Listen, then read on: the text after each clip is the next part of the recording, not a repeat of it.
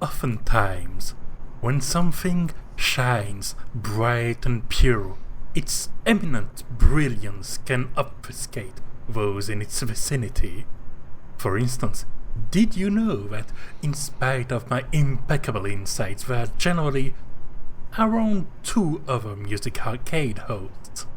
What? Really? No way. Yes way.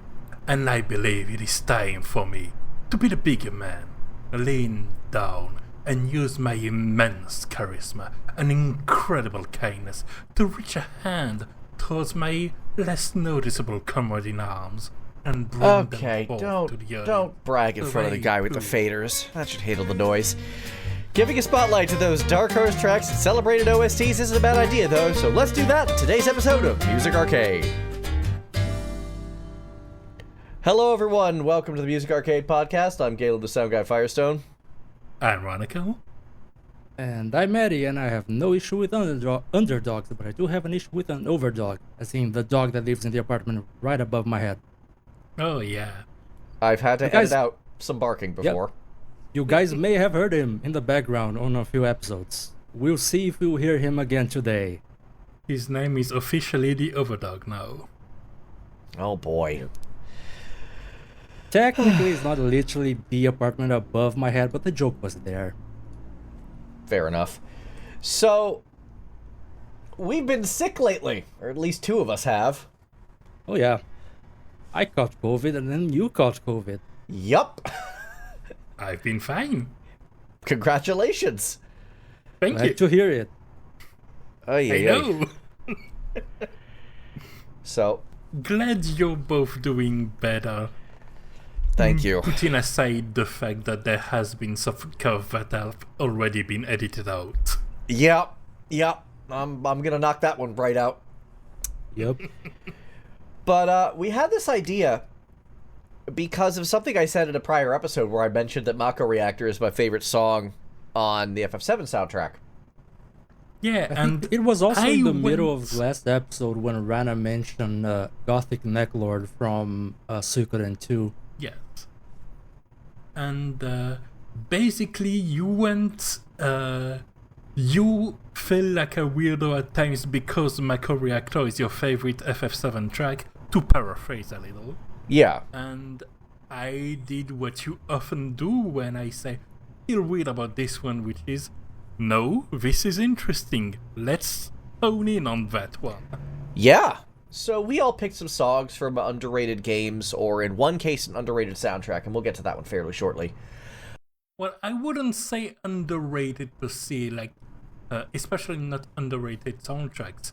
On the contrary, these are celebrated soundtracks. Yeah. But These are songs that just kind of get lost in the shuffle. Yeah, you the usually ones only you hear don't think one or about. 2 songs. Yeah. Exactly. I mean, we can start with the first pick to explain better the... That's a great one to idea. illustrate, indeed. Sure. So, FF7 is a widely celebrated soundtrack, obviously. It's not like we haven't talked about it on this show a number of times. And it's not like we haven't mentioned on this show that there was essentially a before and an after One Winged Angel. Yeah. It is still one of the most influential soundtracks on the planet. Like, people know this soundtrack.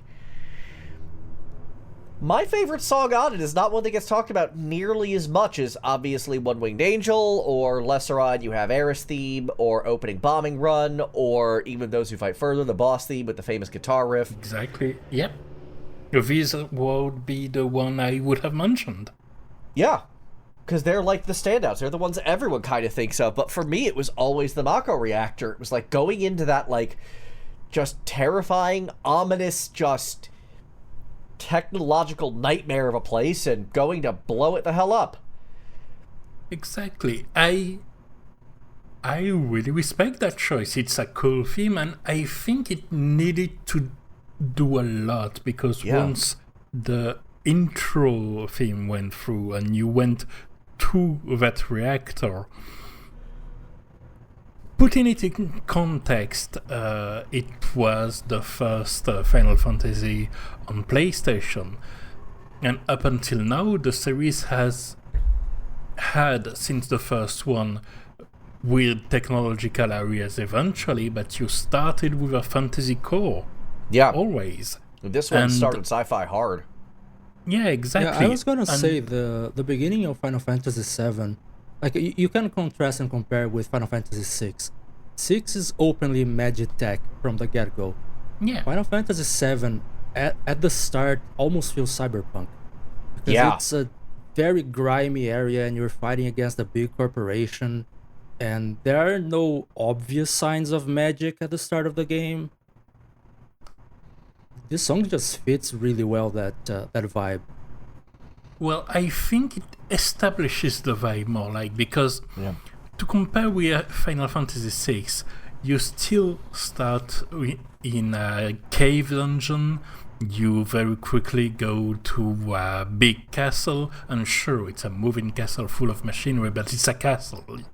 Yeah. Here, they kind of have to establish, no, this isn't just a temporary weird thing and then we'll go back to the norm. This is the evil fortress. And so they have to put a technological sub-theme to an evil fortress theme.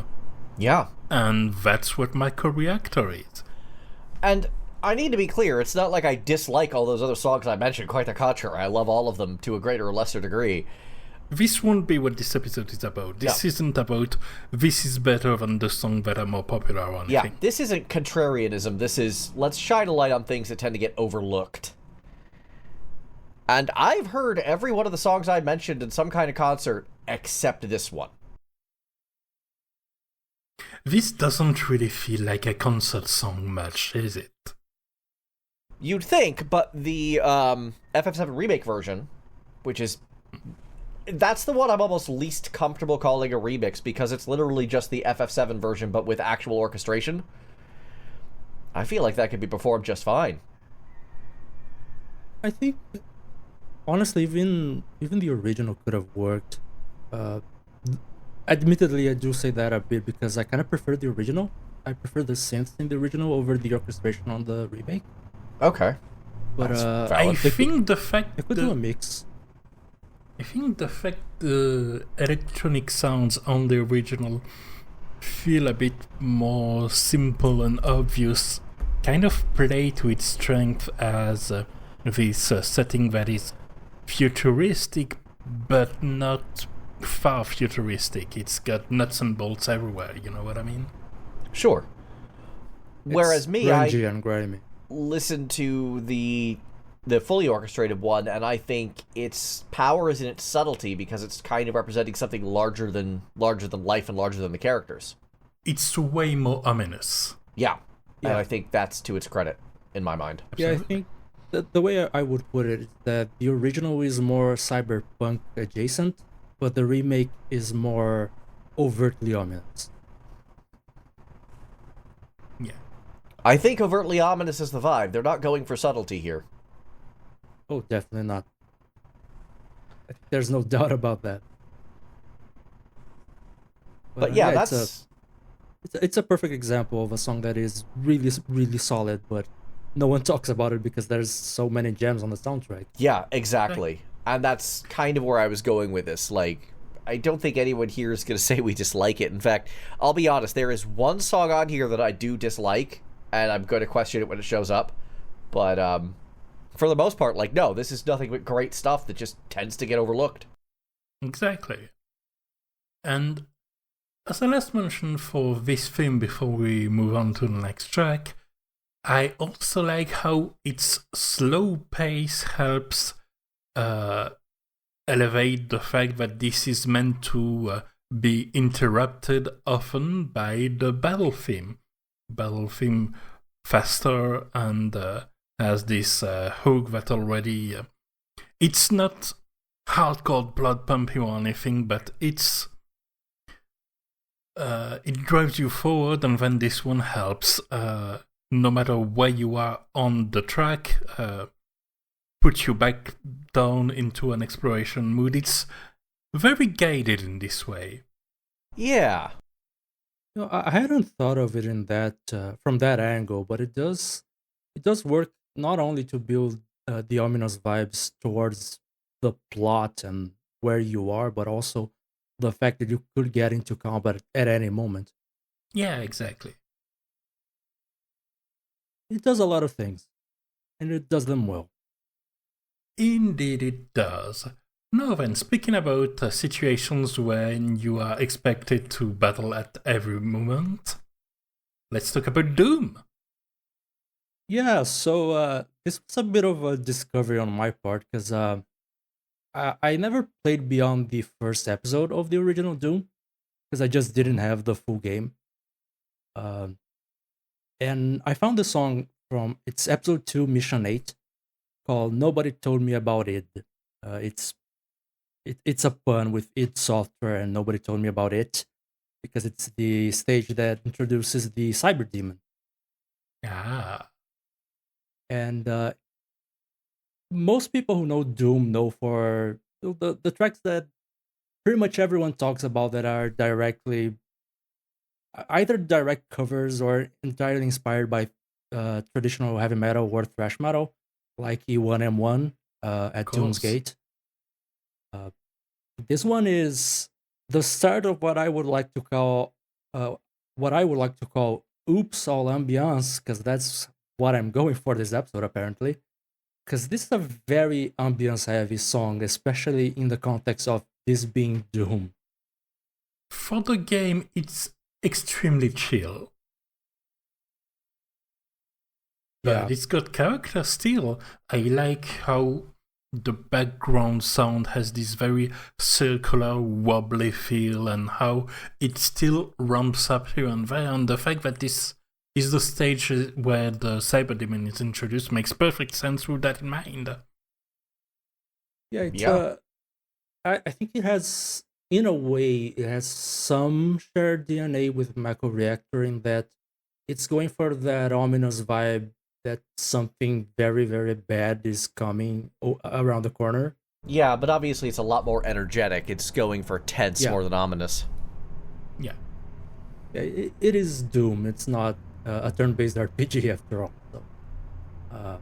But it is very interesting how even the original Doom had room for these songs that are less, heck yeah, let's kill everything, and more, let's set the vibe. You prepare yourself for what's coming up. Yeah, I think what helps is that at some point, the best soundtrack to shooting everything is the sound of your weapons. So once that's established, you're more free to do whatever you want.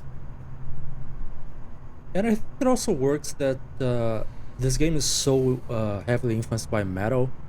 To have a track like this in the middle of it, completely breaks the flow and makes you go, wait, what the hell is going on? It's a very different track than what you'd expect from a game like Doom. Like, if you hadn't told me it was from Doom, I wouldn't have known. Yeah. If the internet hadn't told me it was from Doom, I wouldn't have known. And I'm hoping the internet didn't lie this time. The internet wouldn't lie. Of course not. But it was... I think it's another song that works as a proof of concept for the episode in a different way, inadvertently. Because this was a find by me doing research for the episode. I had no idea this existed. Because no one talks about this. You could say nobody told me about it. Hey, there's the pun with the song title. Amazing. But yeah, it's similar to Mako Reactor. It's one of those songs that, like, the game has a lot of cool songs, but no one talks about this one, which is also cool. It's also doing its thing. With that, let's go to something that is a little more expected. I'm gonna be honest, I've never really been super down with Persona 5's dungeon soundtracks. I know, that's because it's one of the dungeon themes that I like, and we have established that despite both liking Persona 5 soundtracks, the tracks we like are basically never matching, or we like them in completely different ways. This is our curse, this is our destiny. I guess my part in the curse is not having played Persona or something. Exactly. But yeah, Price. That's the track for the third major dungeon. And generally, from what I've heard from the echoes and the returns, when people think of the Persona 5 soundtracks elements they like the most, it's either the battle theme, the boss theme, or it's the chill tracks from your daily life, and the dungeon tracks kind of fall to the wayside, with the possible exception of the one of like the boat arc. That's a good song. The I boat like that or one. or the casino, one of the two. There was something with the casino that bothered me, and I don't remember what. Yeah, but in this case, I would say the general opinion is more down on that theme. Yeah. Oh, was it the vocals? I think it was the vocals. Sorry. Yeah, it was the vocal. It was the vocal one anyway. Honestly, the only song from this game I know is Behind the Mask. Yeah. Generally speaking, the daily life tracks are considered far more renowned and appreciated than the dungeon stuff. Yeah. And I would in fact agree for the first couple of dungeons. They are fine, but kind of fall to the wayside and kind of slip through my mind completely. And then this one, I mean, one thing you can take away is that it's there. It's making itself known. It's creeping your way all the way to your ears. Given everything else I was comparing 5 and 4, like, I just think of Persona 4's dungeon music as being infinitely superior and far more memorable most of the time. No, absolutely. So, it's way more consistent. Yeah, this was, which one was this? The Bank or Space? The Bank. The Bank. The Space one is Switch Up. Yeah. It's the one that sounds like a sewing machine. Yeah. That's one that I have overwritten in my mind, almost entirely because of the vocal processing on the main bad guy being so bad that it's the only thing about that part of the game that really sticks to my mind, other than how the dungeon ends. Fascinating. I don't know who at Cup of Tea or PCB or whichever production house did this game. I don't know which one of them edited that vocal, but it was awful. I may not have been affected by that at all because I played in Japanese. That is very possible. But as for price, like most dungeons are split into two halves. This one is only the first half of the dungeon, when it still very much looks like the front desks and back alleys of the bank. It's a manifestation of. And what I like is, not strictly speaking, the main line, the threeping, as I've jokingly called it, because I don't know the name of this instrument, but the very prominent instrument in the forefront. But if you silence it out for a moment, the background sound is a very classic crime movie to me. Yeah. It just gives the feel of a hot pursuit, cops and robbers, and I really like it as a way to kind of match the story, where it's the first target that the Phantom Thieves actively choose. Their hand is forced a little, of course, but still it's them actively choosing someone to target and kind of realizing the Phantom Thief fantasy in their head.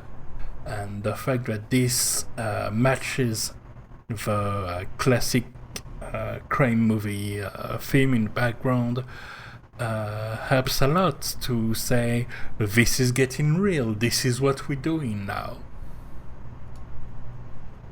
I just really like that realization, especially when matched with the background theme of stealing the treasure inside a heavily fortified bank.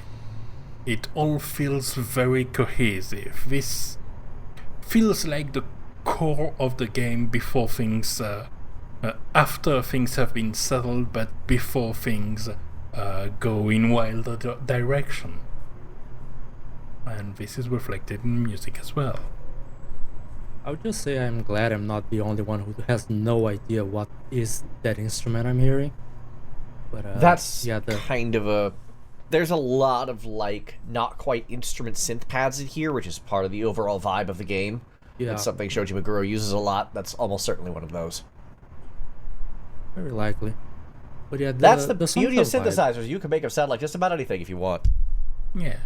Yep. But it sounds like some of the maybe something like a desert wind instrument. It sounds like in the Siberian regions. It sounds like a reed instrument to me. Yeah, exactly. The revenge of the clarinets upon us. Apparently. But yeah, it never truly left. The clarinet at this point is just a ghost above one of our shoulders, and on the other shoulder is the wheel of instruments itself. Right, so let's resolve the stack. So there's us, then there's the clarinet, then there's the overdog. Yeah, that basically. Sounds about right. All right. But yeah, this song's a vibe. The whatever instrument that is, it fits surprisingly well with the song. And the bass and synths also work really well to give that vibe of being a thief in a grand crime movie or of some kind. Yeah, it establishes something that isn't quite an alarm sound, but feels adjacent to that. It's dancey, but it's danger as well. And I really like how there's this kind of conversation between that classic catchy background and this that almost feels, if not like a danger, then like a distraction. Musically, anyway.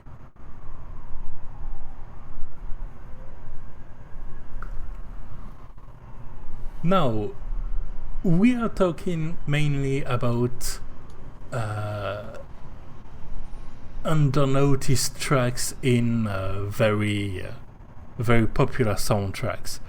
But we can go one layer further and go for appreciated, enjoyable tracks in great soundtracks for games in series that aren't the first one you think about. For instance, did you know the Persona series didn't start with 3?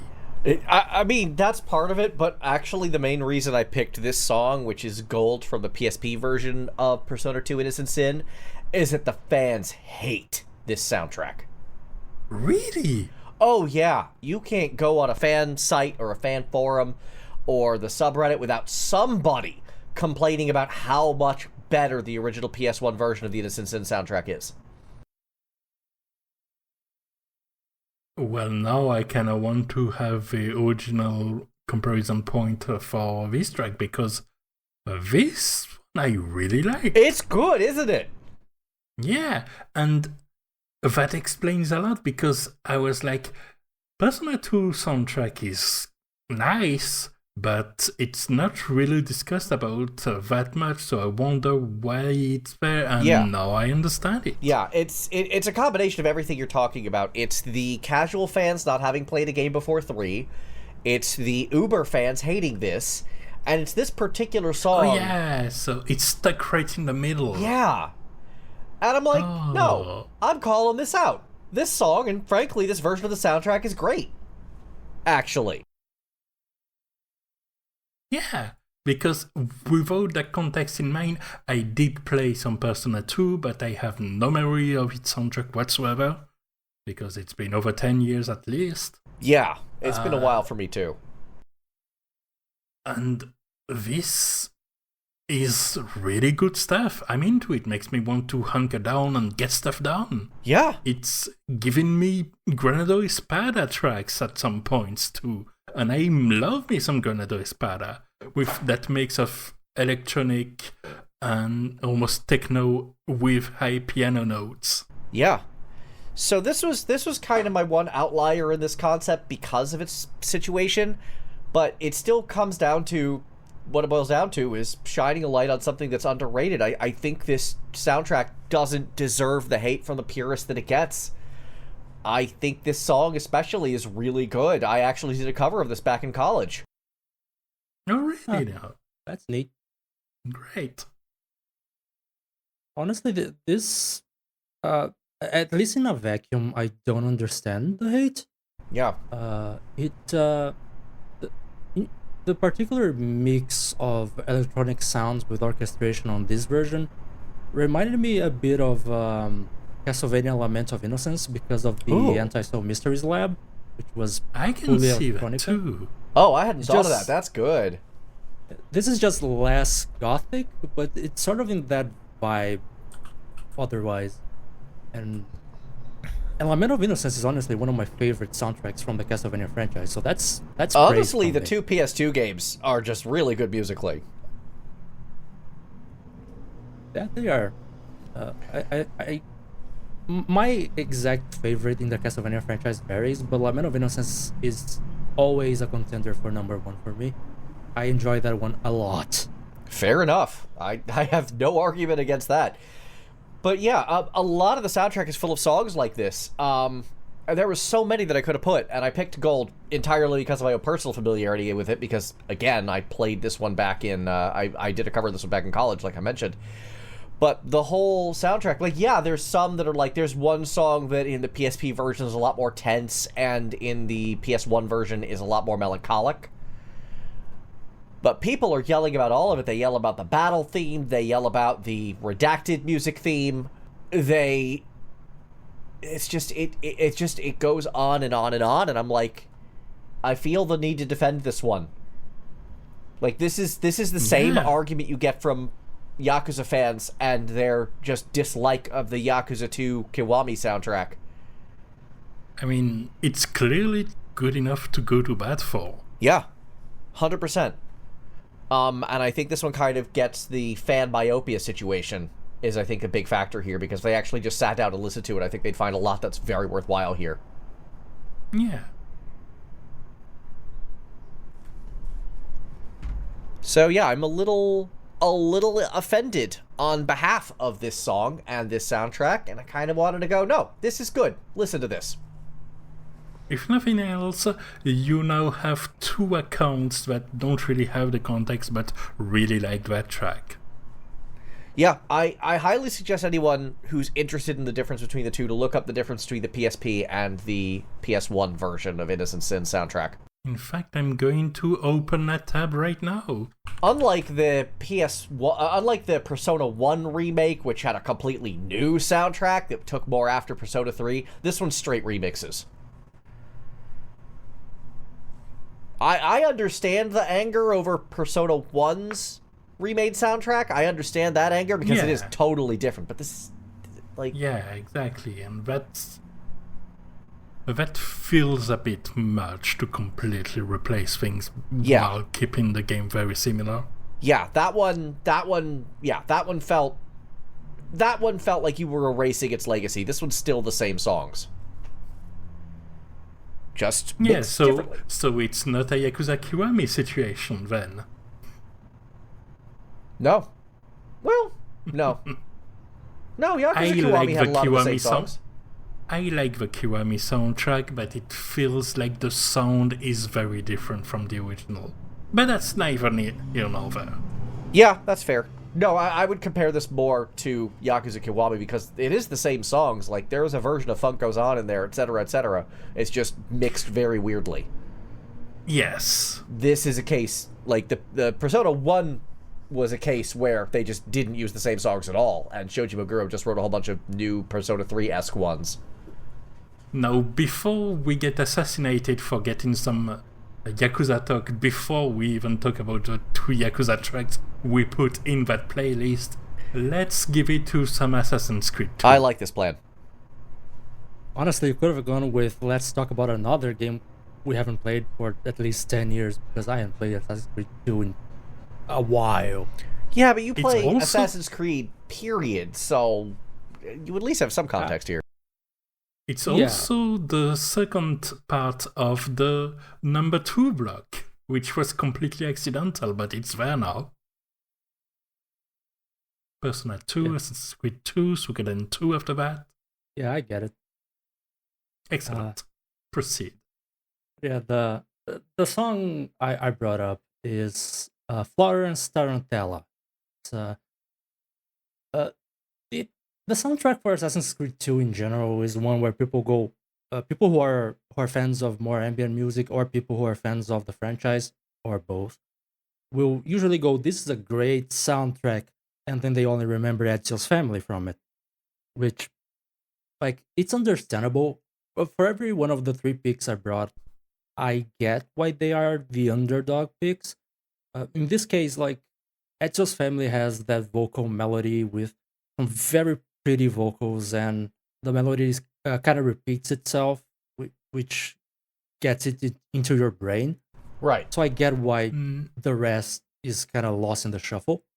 Now, I do have one other track that's in my mind when I think of Assassin's Creed 2, and that's because I'm not actually thinking of Assassin's Creed 2, I'm thinking of Soul Calibur 5, in which Ezio was a guest character, and that was a Venice Rooftop indeed.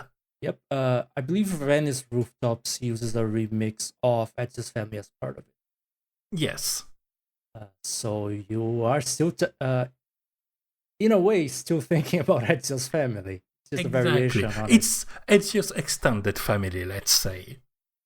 Yeah, basically. I think in the end they use, Jesper could use a lot of variations on Ezio's family for Florence, because Ezio is from Florence and all that. Of course. But this is a song that plays in Florence that does not have the Ezio's family. Can we call it a leitmotif? I guess we can call it a leitmotif. It doesn't use a leitmotif from Ezio's family. It's basically a Tarantella meets new age music. It's not true to actual Tarantellas. Tarantellas are very energetic music style from mainly southern Italy, from what I understand. But it's still pretty lighthearted and pretty dancey. Yeah, it's definitely the most quote-unquote fun-sounding song of the soundtrack. Oh yeah. It gives festival, it reminds me of some of the folk festival tracks from the Spice and Wolf anime. Yeah, and I think it also works on the level of the narrative, where you are technically speaking from a lore standpoint. You are not Ezio, you are reliving Ezio's memories, and this feels almost like the memory of a Tarantella in a way. Echoing in your brain. Yeah. Yeah, it's a short piece from the soundtrack, just about 2 minutes. All my picks are short today, spoilers. So what you mean to say is that this is the Renaissance era equivalent of hearing club music from the public bathrooms? I guess that's excellent. I just needed to get that mental picture out of my mind. Sorry, I'm still dealing with that whiplash. I know, right? I just think this song, my notes on this are like, it sounds like a tavern theme, like the generic tavern theme, if someone actually knew how to write a melody. That's an interesting take. I can see that. Yeah. Pretty solid one too. Yeah, it's been so long since I played Assassin's Creed 2 that I genuinely don't remember where this song is played. I know the game has a Carnevale section, but I'm not sure whether it happens in Florence. I feel like it happens in sorry, drawing a blank now. In Venice, I think it happens in Venice. but I could be wrong. I guess, who knows? But it's a solid song. One that Oh I yeah. always loved, and it again, it's nowhere near what a Tarantella sounds like. Pretty much everyone has heard at least one Tarantella song in their lives, I believe, Yeah. because they are the most stereotypical Italian songs you can imagine. Yeah. In fact, the most famous one is called Tarantella Napoletana, and it's so stereotypically Italian that the composer is called Luigi. Um, Of but course. why wouldn't it? And But I know exactly the one you're talking about, even though I didn't know its name, because yeah, that's how pervasive it is. Of course. Yeah, everyone has heard that one. So Good job on vocalizing the music for once. I try sometimes. Keyword being sometimes. You are doing very well, Keyword my within apprentice. Keyword within the keyword being sometimes. But yeah, this is nowhere near that level of energy. And in fact, like after I grabbed this song on YouTube, I got a YouTube short recommended to me of people dancing modern Tarantella songs in the streets in Italy. Cute. It is really, really cool. If you are curious about what a real Tarantella sounds like, especially in modern times, go look it up. Those people dancing is like amazing, very high energy. They're clearly very, very happy. But yeah, this, even if it isn't true to the folk traditions of Italy, it's still a very cool song. But now for another game ending into that I haven't played in over a decade. Suikoden II. And yeah, for this one, Gothic Lord is the first song that comes to mind. Or if you go a bit further, you can go for the tracks that are around the fight against Luca Blight. But this is much further. And I would say this is a reason why it's less known and less celebrated, perhaps, but One Winged Angel is our final boss theme, so that's no excuse. Anyway, Iron Fist of Anger. Already extremely cool name. Cool name. I'm not a fan of this song. At all. Really? Oh, this one hurts my brain. I love it. I believe my exact words here. Let me look at my notes real quick. This comes out of Hitoshi Sakimoto's nightmares. It's like, what if I wrote Dragon Quarter but was also high on mushrooms? Well, that is a bit nightmarish. I can certainly give you that, but in a way that feels earned and justified. So what happens, to give a bit of the context for what is one of the final bosses in the game, is that you have this ambitious figure that's been a threat for a while now, and you and your rival/antagonist have been going at it for very different reasons. You're still against each other, but then as somebody tries to put a stop to a fight between the two of you, this guy comes and shoots a common friend between the two rivals, possibly to death. You have a very clumsy QTE that can possibly save that character, otherwise she's just gone. And so the two of you that started as allies and spend the entire game going in opposite ways, more or less ordained by destiny to be at each other's throat, unite one last time just to put aside their differences, because right now there's a priority and it's brutal vengeance. So it's a very emotionally laden song where conscious thoughts aren't really allowed to form, which is why it's very thumping. It's very... The drums of war are all going out at 100%. It's basically what the Berserk status sounds like.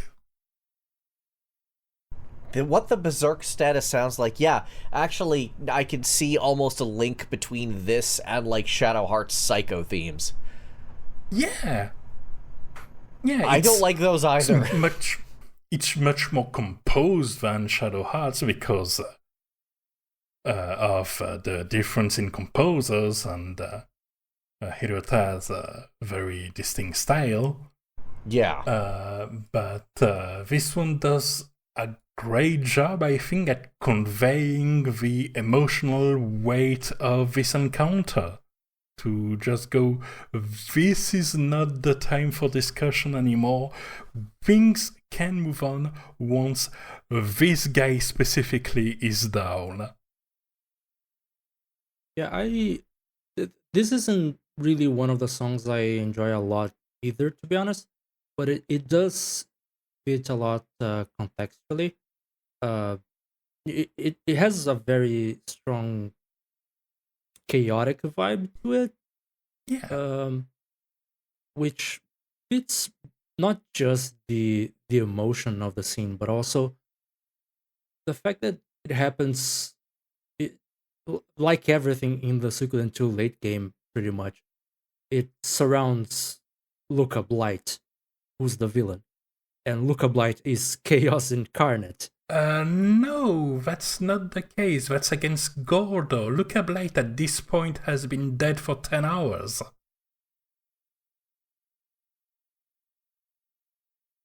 Oh, right, no. I remember.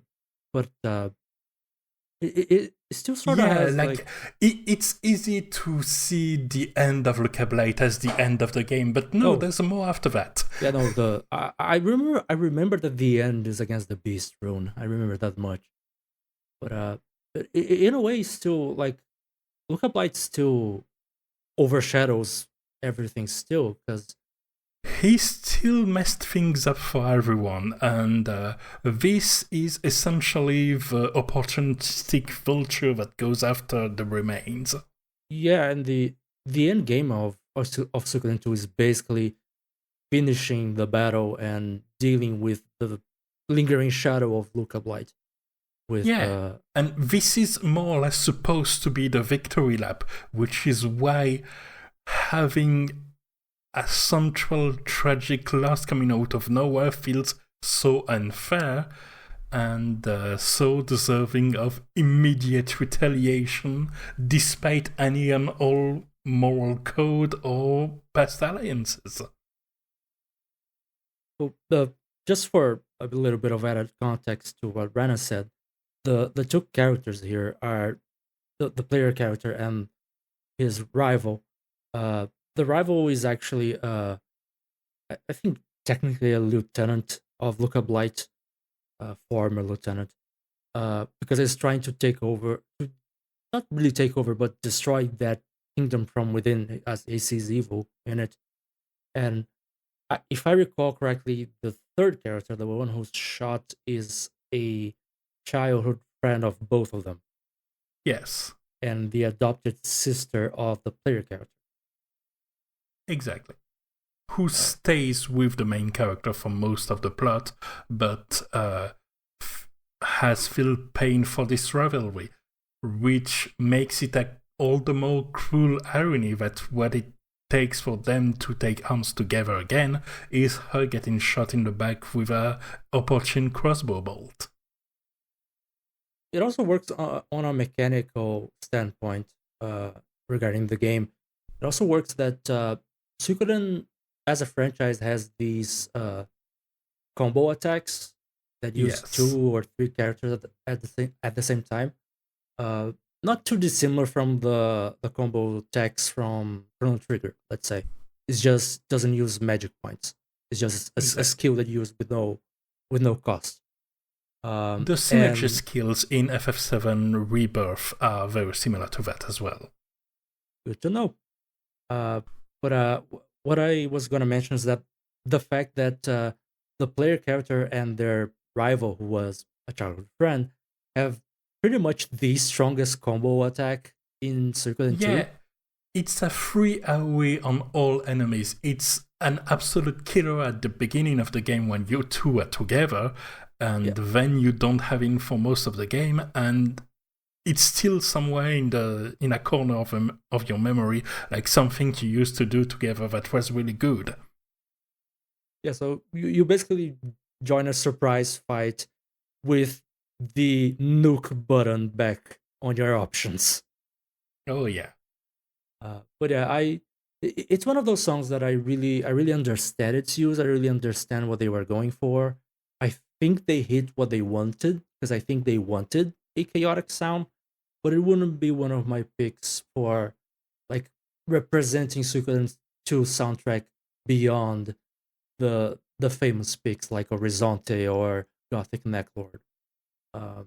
Yeah, I don't think it represents the game. I think it's just there for this moment, and that this is an emotional climax of kind of what it takes and the level of escalation that led to this rivalry going to this point, but that there's still this, it's an emotional climax, and I think these are pretty hard to represent, and that this does a wonderful job at fitting the moment, and I happen to like how thumping it is.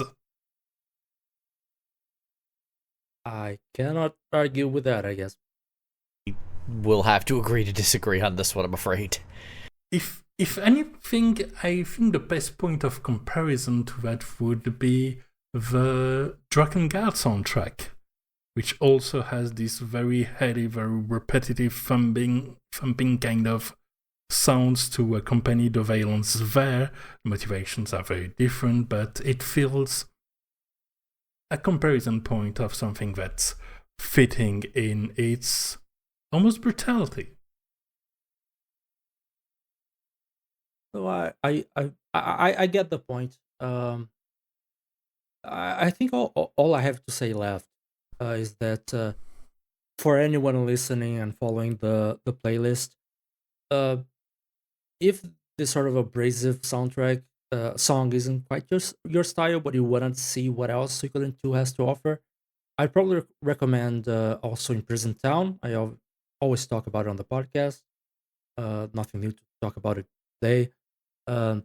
Dandy Richmond is a very jazzy noir song, or a character who's basically a detective in your army.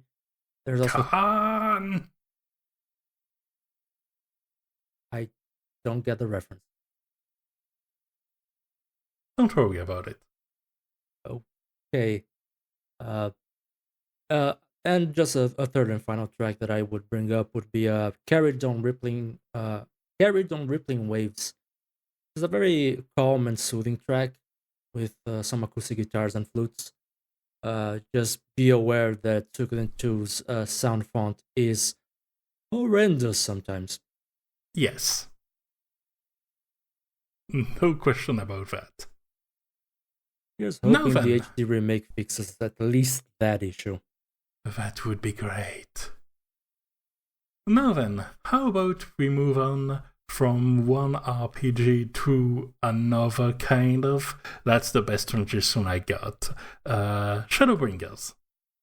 So, Shadowbringers is kind of one of the most celebrated expansions of Final Fantasy XIV. Now, and obviously it's got a large number of really memorable songs. The title track, yes. Who Brings Shadow, Invincible, To the Edge, to all of the Final Fantasy VIII remixes from the raids. Insanity gets lost in the shuffle. It does. It's really good. It absolutely does. Like, it's not a vocal boss track. I mean, not with lyrics that are in the forefront. It's more part of the whole. Yeah, the vocals are very distorted and used sort of to add texture more than anything. Yeah, I don't know. It's hard for me to talk about this one. It makes really good use of the main motifs of the thing, but that's something Soken does. That's not new. Soken and motifs name a more iconic duo. Right? And it just sounds good, and I kind of wanted to shine... Again, I kind of wanted to shine a light on it. It's not like Gold, where everyone's like, how dare this song exist? Like, I think just people kind of don't notice it compared to... well, everything else that's going on. Yeah, it's very much fitting the bill as a song that is great, and it's just that it's amidst other great songs. Yeah. And it may not be my favorite song of the extension as well, but I think of the song and its context, and it is the perfect song for the encounter, with a frantic undercurrent over solemn appearances. Like, it's taking the motifs for churches and temples in JRPGs dating back to the first Dragon Quest, and it's putting that as a clear facade for something that's going at a crazy speed in the background, and it's using all of that established imagery to reflect the fact that the boss you're fighting is unraveling now that their back is against the wall. Yeah, I don't have the full context for where this song plays. I seem to recall a version of it in a concert we covered. At least the vocals sounded very familiar to me. Yeah, that's the motif in question. Makes That's sense. the main theme for the expansion. That also makes sense. But yeah, this I really enjoy it. I'm not a big fan of the distorted vocals on this song. I remember with the concert there was at least one song where I did enjoy it quite a bit.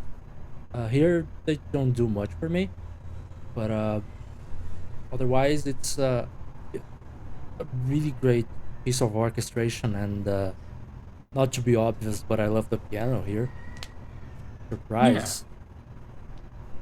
No, but like, it's great the way it goes with clarity, but also that crazy level of speed is wonderful. Another part that I really like on how the music goes is the choice of these very light instruments, these high piano notes, even in the background,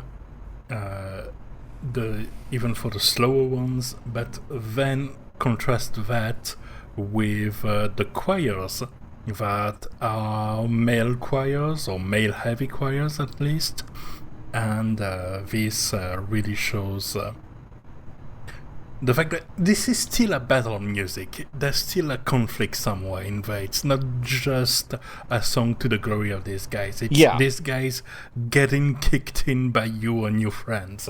Yeah. I think it works in all of those ways really well. I think it's just a great balance of a song that just gets overshadowed by the bigger, more bombastic, and more... Oi. The bigger and more bombastic and more over-the-top songs from some of the other bosses. Even One Angel Wakes Me. People remember that one, I think, for the wrong reasons, just for how weird it is. Yeah. But given that it's at the peak of the weird region, it it totally makes fits sense. pretty well. Yeah, exactly. Yeah. But even on a scale of things that make sense, like What Angel Wakes Me could have been 5 different flavors of weird. Yeah. Insanity feels like the perfect fit for this situation in this fight atop this mountain and nothing else. I absolutely agree. And I stand by that because I feel like that's the main reason this needs to be shouted out, is because it is just on the nose good. Yeah, exactly. It's tight in all the right ways. Yeah. Right, now then, let's move on to something more futuristic and talk about some Deus Ex. Still square, though.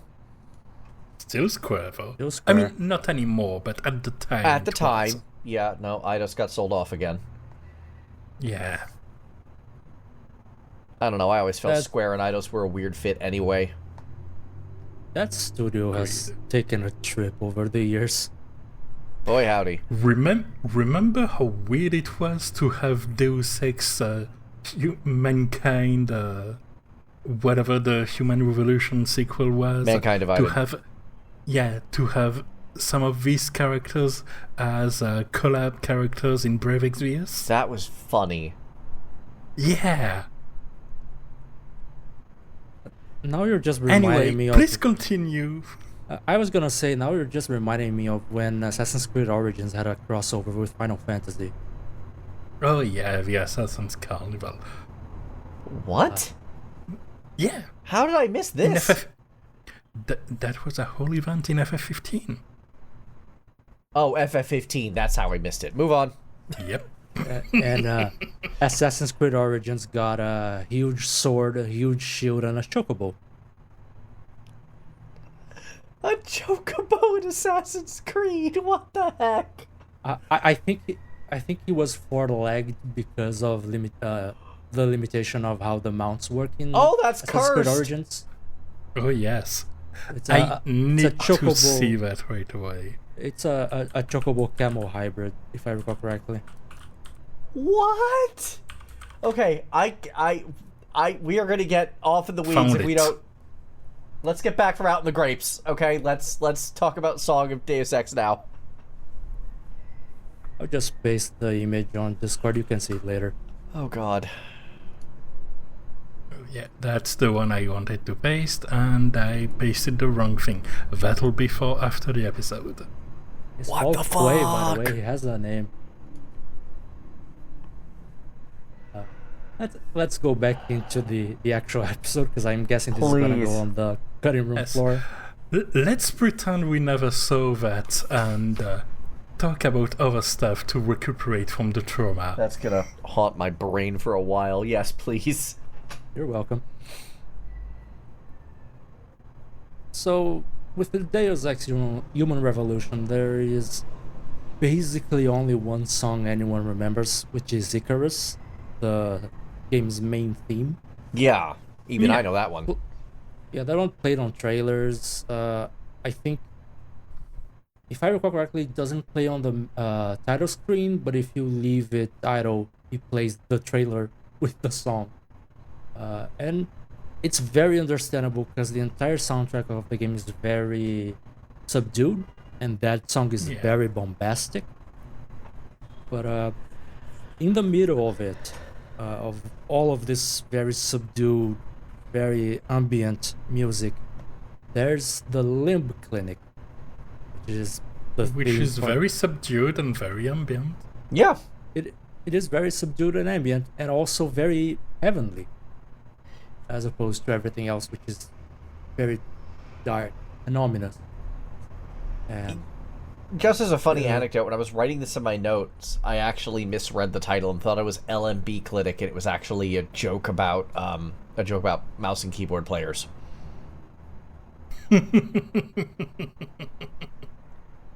that is pretty funny. It is just a pun with how you can have prosthetic limbs, and the Limb Clinic is where you get them. That makes sense. I don't know why. Like, it probably has an explanation in the game for why it's written as an acronym. LIMB, all caps. I don't know what that explanation is. But yeah, this as with the previous track I mentioned, I cannot say I don't understand why this is highly overshadowed. I definitely get it, but I understand more why it's like given you mention of it being a contrast to the rest of the darker soundtrack. yeah, it contrasts a lot and also builds into the themes of the game, in my opinion, where it sort of has that conflict between people who want to remain fully organic and people who want to embrace this sort of there's a term for it, but this futurism, uh, Transhumanism? transhumanism. That's the term. Thank you. You're welcome. So this place at the limb clinics, when you are at the front entrance, just trying to buy prosthetics for Adam Jensen, as opposed to more subdued and dark, ominous themes that play if you decide to stealth your way through the back entrance. Which, of course, it's an option. This is an immersive sim game. Exactly. But that contrast, I think it plays really well into the themes of the game, where there's this conflict between these two philosophies, where even you can choose to say, "Screw this! I hate the idea of having these prosthetics." Yeah. There's a reason I never asked for this became a meme. And it also works into the game's general aesthetic of basically having a new renaissance, which you can see in things like character outfits. Like Adam Jensen has a very soft flower pattern on the shoulders on his trench coat. So there is this sort of Renaissance-esque, but in the future. So all of that really makes it a song that really easily comes to my mind when I think of this game. I would be lying if I said Icarus isn't the first one, but this is also one song that comes to my brain when I think of... That's the episode for the ones that don't immediately come to mind. Yeah. Yeah, that's the point. I will say for me that song is given a bit too little to really sink my teeth in, but it feels transitory, which doesn't mean it's a bad use. I mean, it's pretty clear it's doing what it aims to do. It's still a bit slight, though it does remind me of the introduction to a couple of other themes, which were mainly the way to indicate a movement between space and the ground in Jet Force Gemini with long drawn-out strings that worked pretty well, and this had a little tonal resonance with that. Now, what I actually got from this was actually very similar to Mako Reactor, going all the way back to the beginning. It's got that same kind of cyberpunk ominousness to it. Even if it is friendlier, so to speak. Yeah, it's not intended to be outwardly sinister, but the undercurrent's still there. There's always a price to pay. Yeah, it also isn't fully optimistic either. Yeah. It is sort of... We are talking about a game set in a world where, yes, transhumanism is a thing, but it's pretty much a thing only for rich people or employees, really good employees of big corporations. So you only get your prosthetics because you are the top guard at the corporation you work for, where you happen to be a company that develops these prosthetics. So it has that cyberpunk narrative of the companies controlling everything in a way. And it is Deus Ex. The franchise is about the Illuminati. You can't get away from that. So there is always a bit of a darkness behind the song. Yeah, I mean, this is essentially where you trade your biological arm for a new mechanical arm and an addiction to a controlled substance. Yep. I forgot about that until you brought it up, but yeah. I mean, that's kind of the crux of the situation as far as I'm concerned. And Cool mechanical arms are mainly a vector for neuroposing. pretty much. If you wanna get more, let's say, literary about this, it's the theme to the place where you reach transhumanism, but at the same time you trade your humanity for a bit of metal. Now, that bit of metal helps, but you are losing a limb or losing an organ. Yeah. There is a price. And I'm not just talking about the Persona 5 track. Ha. Ha. Let's just say the world of Deus Ex is not a happy one. Since we're talking about clash between rich and poor and, you know, a lack of humanity, let's talk Yakuza 0. There it is. There's the shade. I had to give it a little. I do love this game, but like...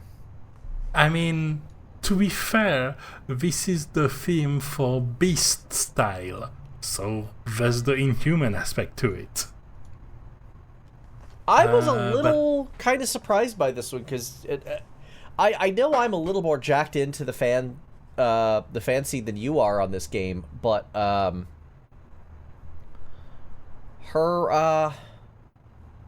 but the music is... Usually the stance themes are pretty well regarded.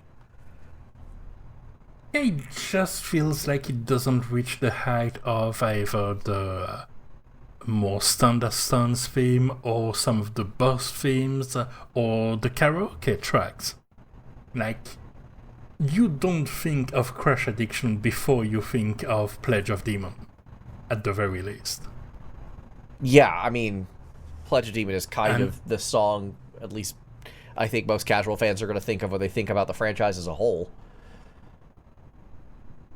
Maybe, yeah. I would go for, like, Receive You first, but more because of how widely it has variations. Well, yeah, I mean, as I said, I'm talking mostly about the casual fan, not like the people who are... Not like the people like us who played everything. The people who have played, like, Yakuza 0, Kiwami, maybe one of them. Yeah, exactly. He's not talking about the people who made an entire podcast about this franchise. No. Indeed. But yeah, up until that point in the game release chronology, Kiryu had mostly been a lean fighter, not a fast and zippy one, but definitely an agile, athletic bruiser kind. And there's aspects that are more grapple heavy, especially in 5, I believe, is where he's been at his most massive until now, but there really wasn't this aspect of it that was underlined until then, and Crash Addiction, I believe, is what helped sell it. How heavy the guitars are, the sound that is still fast enough to be able to blend in with the other stance tracks pretty seamlessly, but has this massive feel to it. It all works out to manage to sell the idea that just by taking a wide stance, suddenly Kiryu feels like he's 10 feet tall and can rip out an electric transformer from its base to crash it into a mook. He is essentially, there was a big guy in the previous 2 mainline games, and this time Kiryu needed to be the big guy, and they needed something to make this sound okay to keep that archetype in the game, because Majima wasn't going to fit that role. No, in spite of who his brother in arms is. Sure. So it was definitely more of a Kiryu thing. But it's not like comparison. It's not like Majima doesn't have his heavy moveset. It's my favorite set of his, which is his weapon set, his slugger set, yeah. But even that feels fast. It feels hippie. It's him beating you down 15 times in a second with his baseball bat.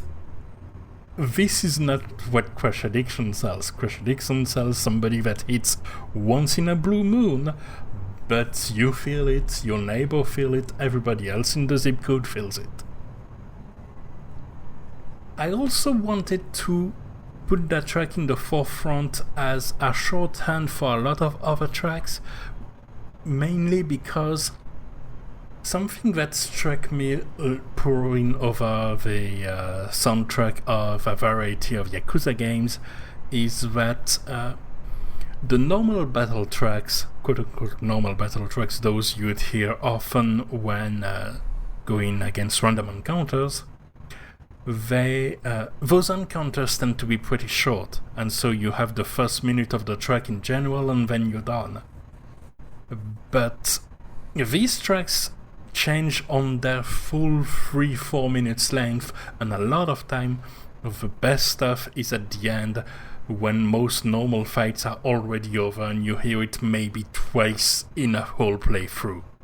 And this one also goes into places while keeping in the theme. They change a lot the motif, they bring some different themes in order to return all the stronger to the base later on, and they're doing a lot of things with those battle themes that gets overlooked, I feel, because of how they're integrated into the game. So it's a bit there for a double reason.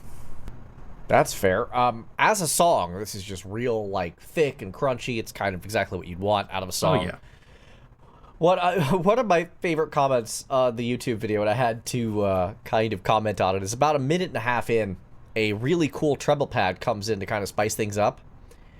And basically everyone was like, so that's what that sounds like. Fights in this mode don't tend to last that long. Exactly. Which is why I wanted to shine a light on these part as well, because there's a lot of other fight themes in the franchise that have a similar, unheard but very cool parts. In particular, I think I think it was Akiyama's battle theme from Yakuza 4 that went in a completely different tune, like it's 2 different songs stitched together. If it's not in 4, it's in 3. But yeah, there's multiple tracks like that you kind of have to dig in the soundtrack to get to the fun part. Yeah. Not that the start isn't strong, but again, it's easily overlooked by the practicality of being able to hear it in the game. Yeah. For those who don't know what we're talking about, this particular mode is the battle stance in which you're basically fighting in table fu. You pick up whatever weapon object is around and immediately AoE the heck out of everything.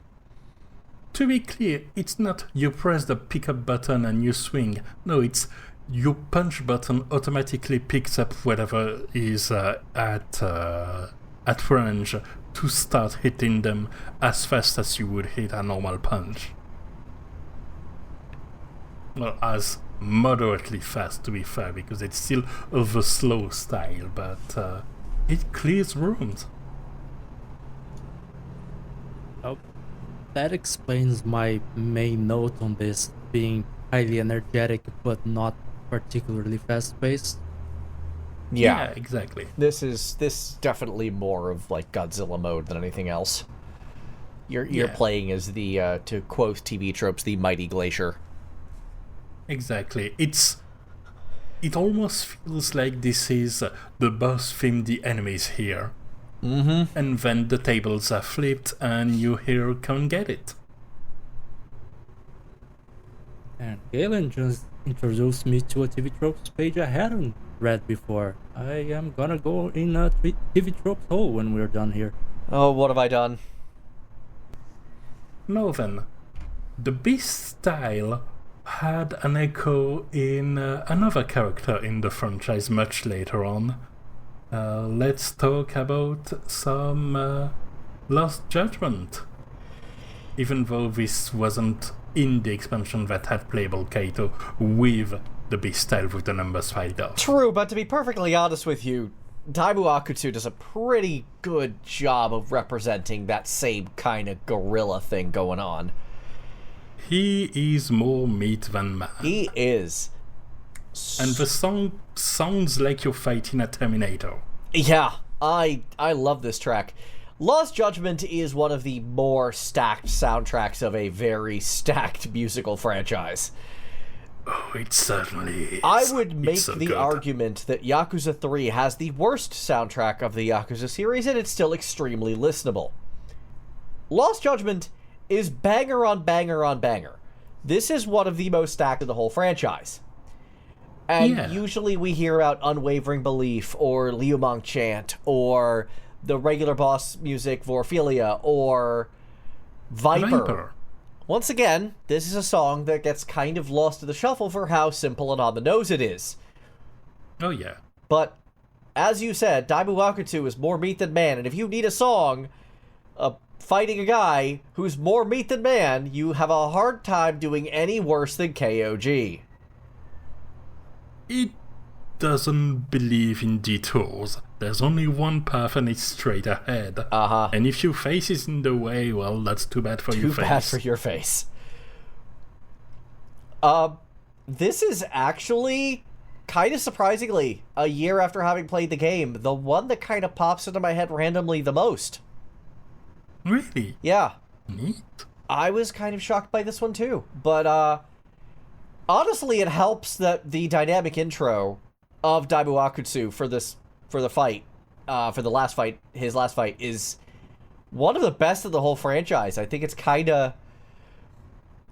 that's also kind of underrated, how it's like the big fight going on around, and he kind of rises from the table and gets involved in the action, and almost looks like he's no-selling the main character, which is kind of incredible. Yeah.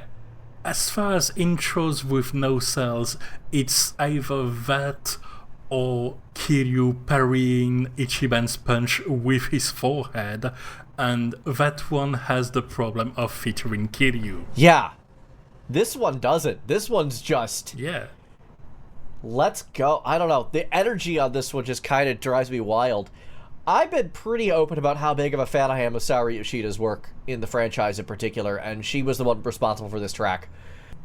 I don't know, it's hard for me to talk about a song that is at its core kind of this simple, because it is simple. It just gets the damn job done really, really well. Yeah.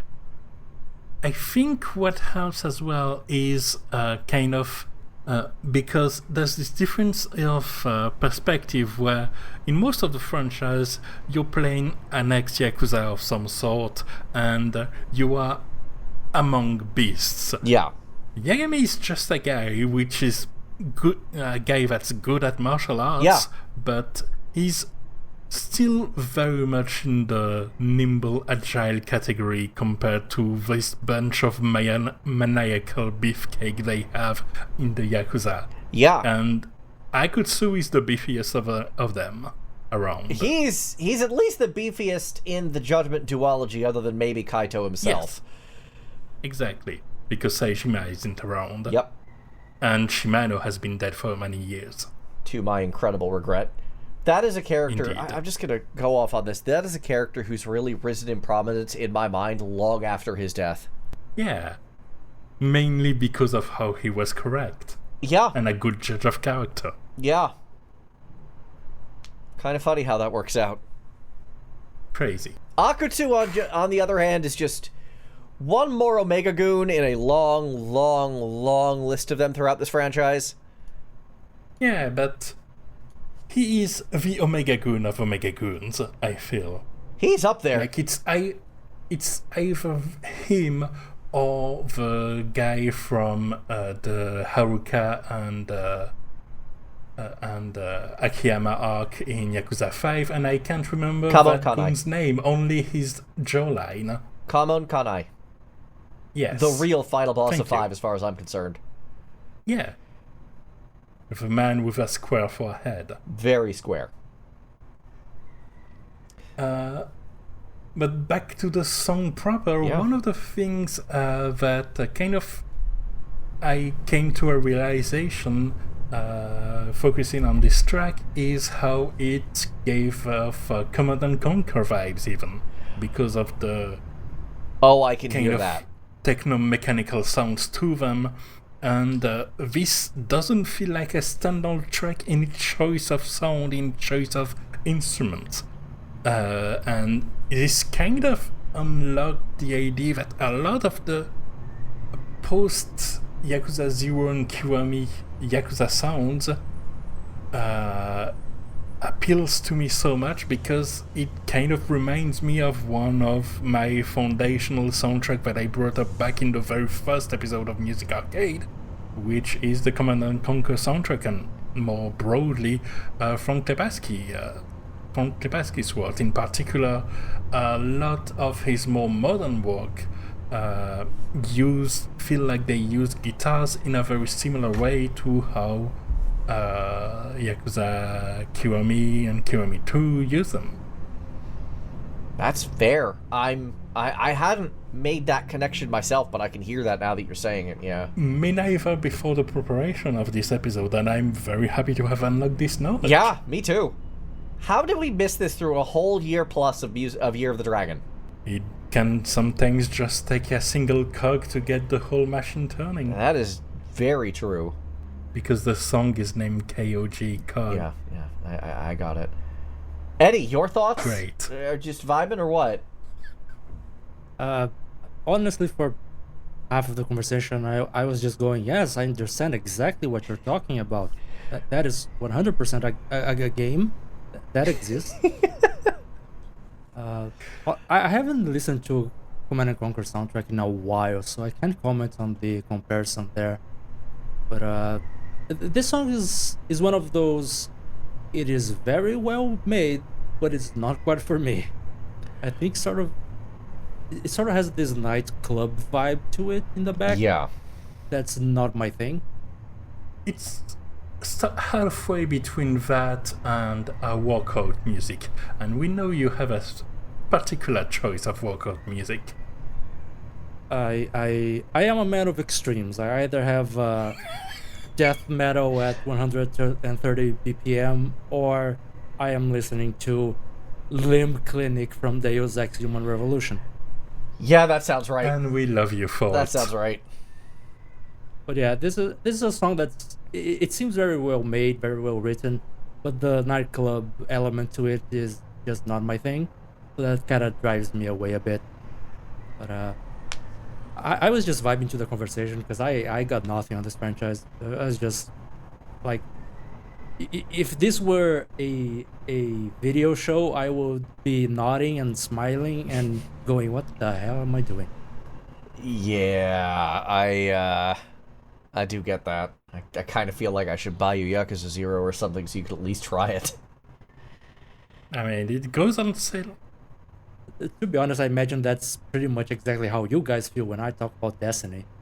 A little, but I mean, you're bringing it up as often as you do does mean I listen to it a lot and do find myself having commentary on it. Like, just fair. And what else have we been playing a lot these days? Well done. Music Arcade, now playing. Thank you. I thought of using it as a segue. I didn't commit to it, but yeah. Thanks for doing it, I guess. Sometimes Destiny falls into my hand. It worked. I got the fun as well. Well done. I didn't even made it on purpose. All right, who's up first this just week? happened. I guess I I'll go am. first. We Go were for talking it. about Destiny. I guess I am. Go. Okay, then you are. So yeah, I have returned to my toxic relationship with Bungie, Great. which is to say I've been playing Destiny 2. Yep. I wasn't aware you left it. It has been, I think, a couple months since I last played it, before coming back this past week. It's I see. It's currently the final week of episode 2 Revenant. As of the time of this recording, it's 2 days away from episode 3 Heresy launching. The episodes are basically seasons. They just are longer and have some mechanical changes to make up for lack of more seasons and more content. Anyway, it's a long story. Right. Sadly, they don't really have like a new soundtrack for the episode. Right now, the overarching story, very fittingly, has a lot of musical elements to it. Like, it has the Guardians going after echoes that left after the big bad was beaten in the expansion proper, in the final shape. And every single one of these echoes has a musical element to it. The first one arrived at the hands of a new villain who started calling herself the conductor, as in an orchestra conductor. The current episode, Revenant, has another echo as part of the plot, and we learn that this echo is the memory of a singer, a long dead singer from another an alien species. So fittingly for the podcast, lots of musical elements. No new songs for them, just the soundtrack for the expansion, which I already shared a little bit in the past. What is something interesting that this episode, the Revenant, the final activity that was added. Each episode has 3 activities now, 1 per act, because they are divided in 3 acts. And the final activity for this episode added as a secret, you can use an organ, which they call the Skorgan, which is the organ of the Scorn, which is a faction of enemies. And Cool. you can, I think it has exactly 1 octave, maybe 1 octave plus 1 note, not entirely sure. And you can play it to unlock, you can play melodies in it to unlock secrets in the activity. But Bungie also made a bit of a contest where people would gain emblems to use in their profiles in game by playing songs with the Skorgan. And most of the good ones are highly edited or are only on Twitter.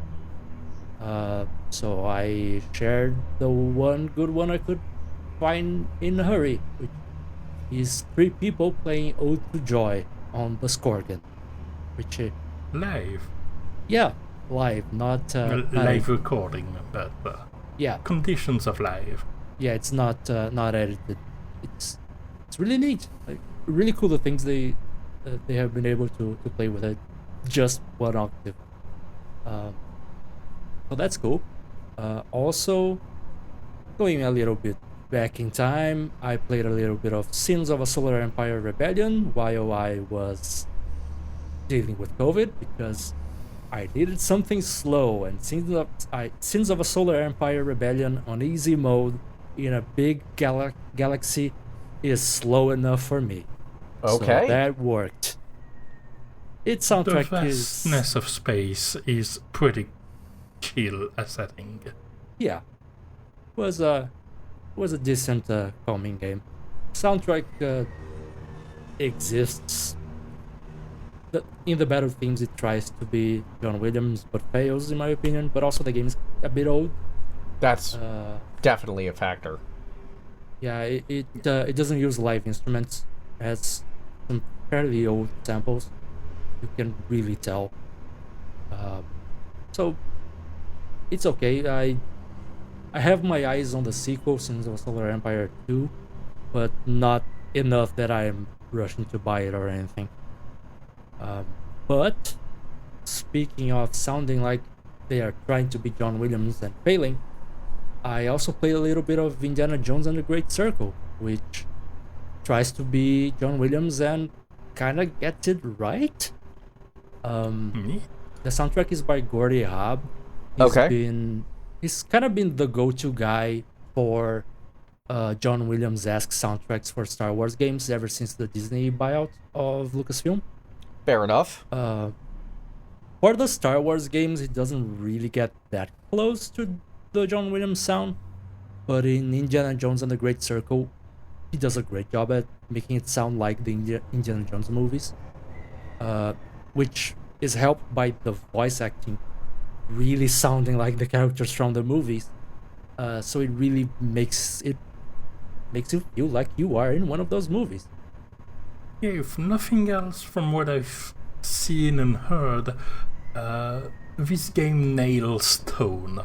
Yeah, it's a bit of a slow burn, which is why I haven't really gone back to it yet. But it really nails the vibe of being an Indiana Jones movie. It really feels like you are Indy, and that's really cool. But like, movie adaptations often, if they try for something like this, they really fail hard. But this one did a great job at expanding the Indiana Jones franchise, because it's a sequel to The Last Crusade. Nice. Was it? Now I'm unsure if it's Last Crusade or another one of the movies.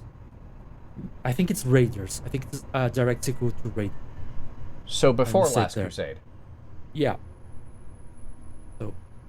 Okay. It's been a while since I watched the movies. Now the main thing that I know about this game is that apparently it requires ray tracing. Yep. I don't recall. Maybe it has ray tracing on and I just don't notice, but my GPU shouldn't be ray tracing capable.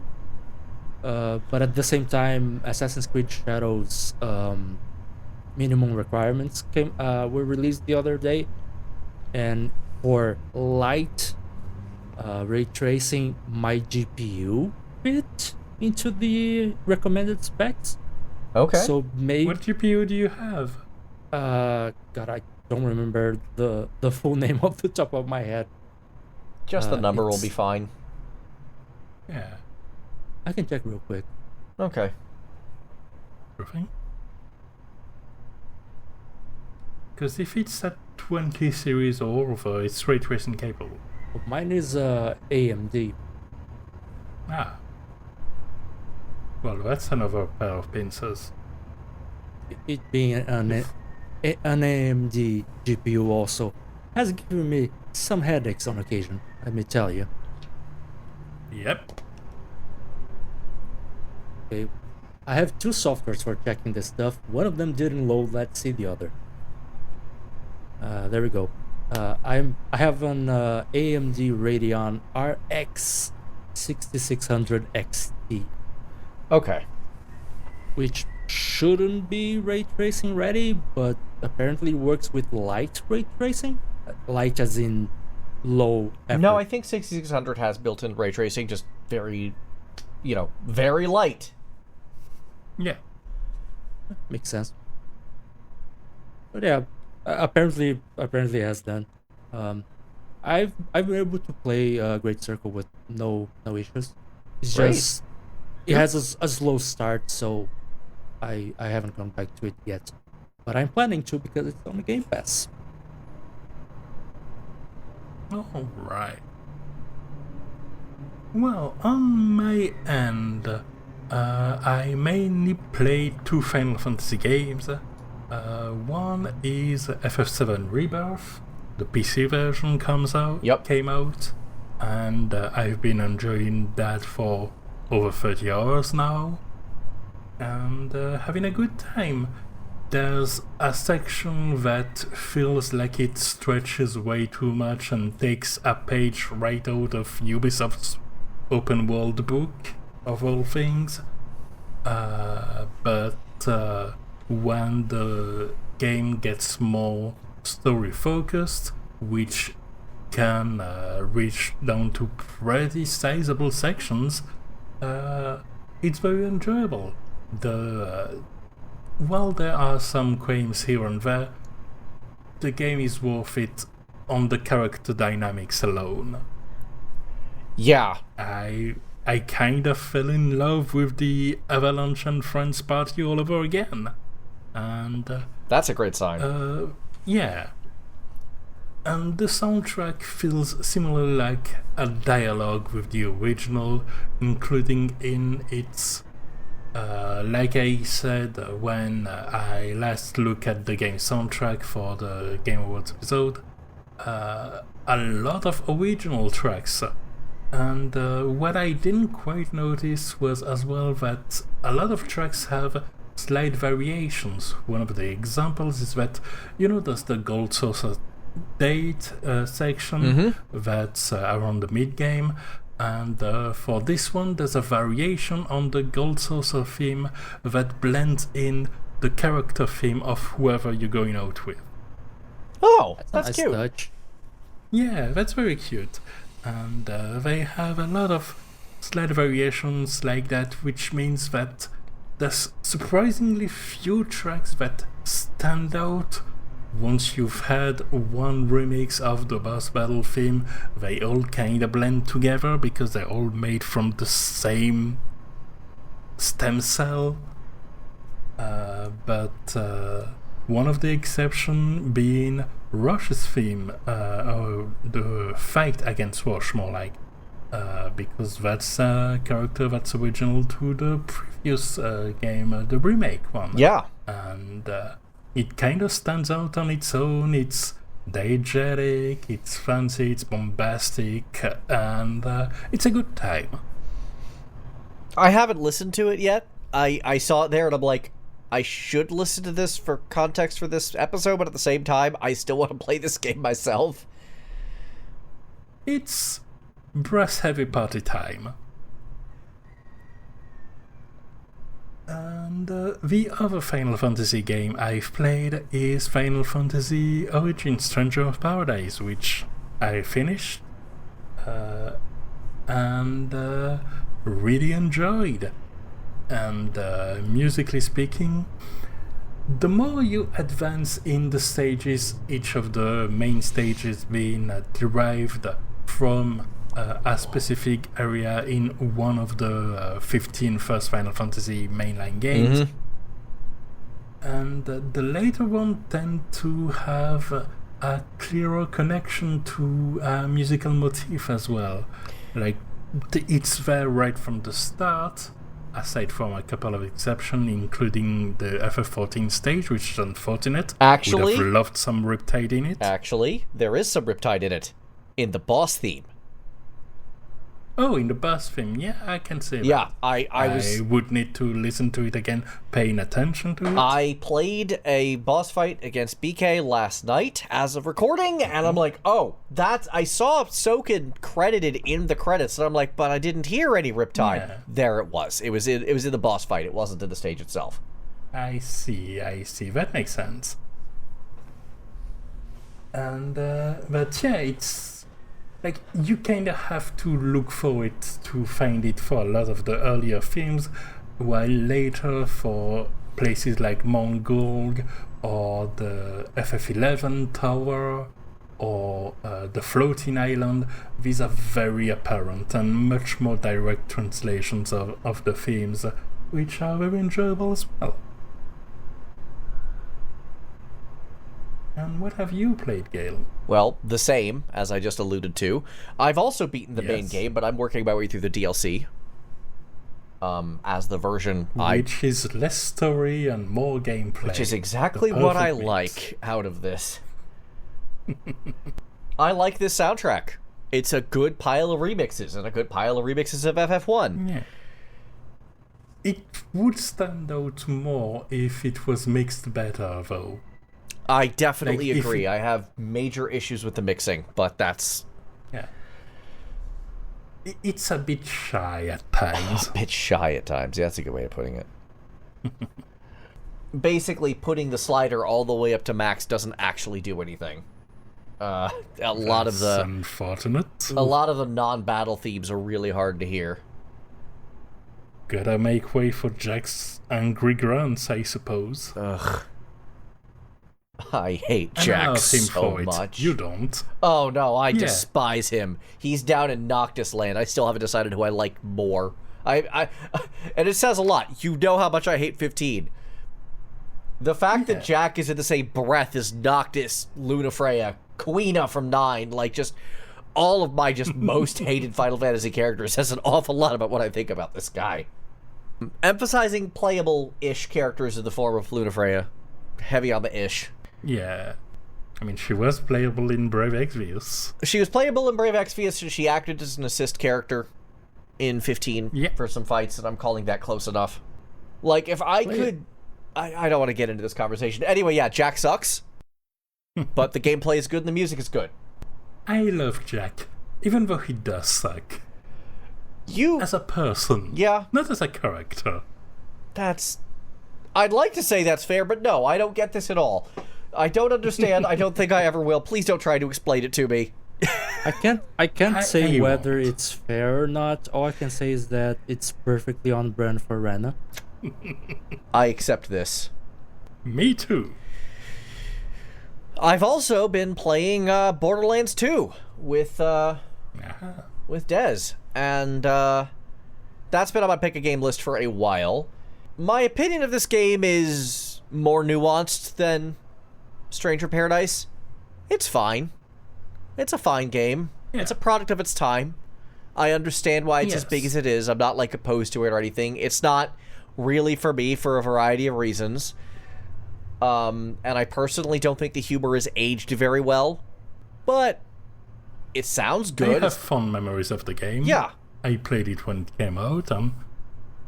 Yeah. That's probably the best time to play it. Yeah, I fully agree. Yeah. Like, it's very much a product of its time. But that time was 10, 12, 13 years ago where edgy humor was a very different thing than it is now.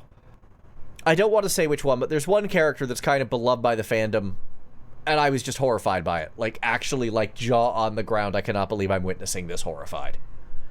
So that's 2 for 2 on Jack characters you dislike. No.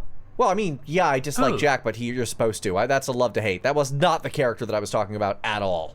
Alright, then. No, Jack, Handsome Jack is a great villain. Very over the top and fun in a great way. No, big fan. He's a love to hate situation as opposed to a I hate this character situation. Alright. Which is, I think, entirely intended by the writers and exactly what they wanted to do anyway, so yeah. Yeah. No, I'm talking about Face McShooty. That was like, this is problematic on every possible factor, and I want nothing to do with this. Why is this funny? This isn't funny. This is horrible. Get me out of here. Is that the character on the cover art? May as well be. I'm not familiar with the name for that one. Face McShooty is a minor quest giver who constantly shows up in GDQ runs of this game, who just wants to be shot in the face. I mean, it's a one-off joke. It's not a good joke. I guess if you are used to it from the GDQs and likes, it's more than a one-off. It made my stomach churn. I'm just like, I want nothing to do with this. This is gross. This is not funny. Get me out of here. As is, you're right. Yeah. That is either a product of its time or a product of Gearbox. Or both. Both. Definitely both. And yeah, it's not like I'm offended by this game as a whole. It's just not for me. It's good. It's a good game. I'm not calling it not one, but it is a product of its time, and we've, I believe, evolved past that. That said, the music is really good. Lynchwood in particular has a really great soundtrack. So that's the one I posted, because that one's like, oh yeah, this one's got some meaty percussion. Someone in the comments said, what if BFG Division put on a cowboy hat? And I'm like, I get it. It's strange because, yeah, it's a fun one, but I none of the soundtrack stuck in my head for some reason. I'll have to give it a re-listen and maybe figure out why. It's a good soundtrack. Honestly, I've enjoyed the music quite a bit, which is strange for a Western game. I never played the second Borderlands. I played the first one. I thought the soundtrack was, like, it didn't stick in my head, but it was fine. It sounded cool enough. But I haven't touched the second one, or any sequel for that matter. I got jump scared by the fact I still have 3 installed. I didn't even remember I purchased it. I've had those jump scares before. Like, why is this in my library? How did this get here? Okay. Oh yeah. Anyway. That's Steam, baby. That's Steam for you.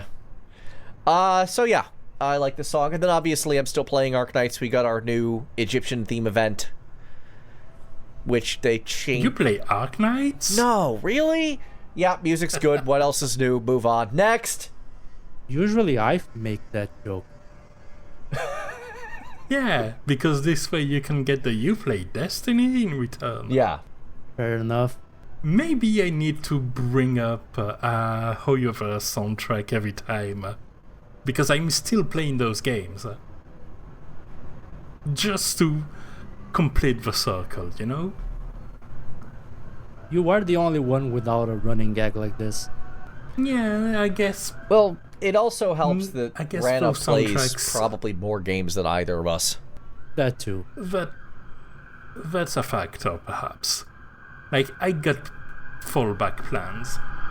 And right now, our fallback plan is to get out of this episode. Alright, and with that is all the time we have for this episode. Thank you guys so much for watching. As always, you can find how to reach out to us and a playlist of the music in the description. See you all next episode, folks. See ya. See you next time.